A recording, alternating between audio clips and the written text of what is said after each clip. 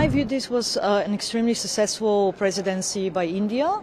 India has a traditionally strong relationship with Russia. It has a very conflictual relationship with China. It has a growing relationship with the United States. So it's a kind of a bridge builder. India keeps its promises because India announced that it wants to be an advocate of the global south, of 7 billion people. In my view, this was an extremely successful presidency by India, and there are several reasons for that. First and foremost, because there was an expectation that there will be no joint declaration at the end of this one-year process. You have hundreds of meetings throughout the year, many important ones as well, between foreign ministers or defense ministers. And at the end of this journey, you finalize the process with the summit. And there were significant fears that a joint declaration won't be possible because we know for a fact that right now, and this is nothing to do with India specifically, but there is a very big conflict between the United States on the one hand and China and Russia on the other.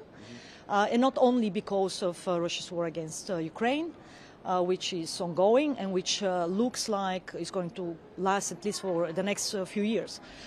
So this is the first thing. It happened also at the level of Security Council of the United Nations.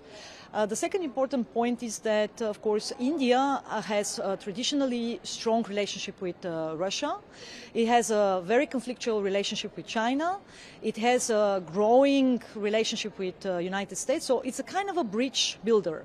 Right now. It has actually the best, let's say, position to take the best from both worlds, right? From the West and from, China, Russia, let's say, kind of led regional formats such as the Shanghai Cooperation Organization or BRICS. Okay, so against this background, of course, the expectation was that there will be more troubles on the horizon rather than successful achievements. But in the end, it was the Indian diplomacy, it was also the experience of India, how to deal and how to tackle these issues. And I argue that the joint declaration with more than 90 bullet points, including 5 bullet points on the ongoing war in Ukraine, has been a big achievement. Second important point, the inclusion of African Union. This is the second institutional actor next to the European Union. So the European Union was the first one. Now with the African Union, there is a balance. There is a kind of, let's say, a more fair representation of the global south. So we see India keeps its promises because India announced that it wants to be an advocate of the global south, of 7 billion people around the world. And what better way of actually including all 54 African countries and have a fair representation at the most vibrant platform. G20 represents the most vibrant economies of the world right now, including the Indian one, which is projected to become world's economic power number 3. Third important point, IMEC.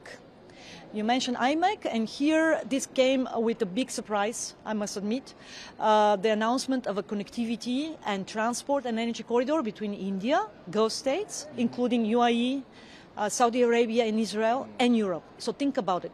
This would mean something as, let's say, in the dimension of China's middle corridor, the very famous Silk Road corridor, one of the most important connectivities, but also the Indian-Russian north-south transport corridor. So this would be a third important connectivity project of global dimension. And of course, what happened on 7th of October with the terrorist attack of Hamas against Israel, practically put this project on hold, but I argue that this is just a preliminary, let's say, break, and we will see more of it because this is the future of, let's say, connecting the capital and the industrial heart of Europe with the most vibrant region right now in the Gulf, and with, like I said, the most, right now, the fastest growing economy of the world, which is India.